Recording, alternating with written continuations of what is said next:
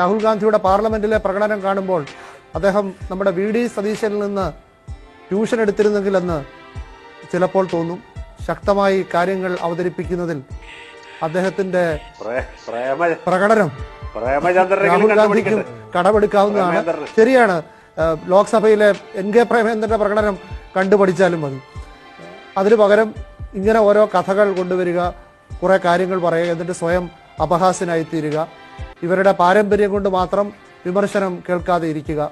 ഇപ്പോൾ രാഹുൽ ഗാന്ധിക്ക് താല്പര്യം സാമൂഹ്യ മാധ്യമങ്ങളിൽ റീൽ ഇടുന്നതിലാണ്. ആ റീൽ ഉണ്ടാക്കലാണ് ആ ആഫീസിലെ പ്രധാന പണിയെന്നും കേൾക്കുന്നു. ഇതൊക്കെ വിട്ട് യഥാർത്ഥ പ്രതിപക്ഷ നേതാവായി അദ്ദേഹം ഉയരുന്നത് വരെ കോൺഗ്രസിന്റെ ഗതി ഇങ്ങനെ തന്നെ ആയിരിക്കും. സഖ്യകക്ഷികളിൽ നിന്ന് ഭിന്നസ്വരം കേട്ടുകൊണ്ടേയിരിക്കും.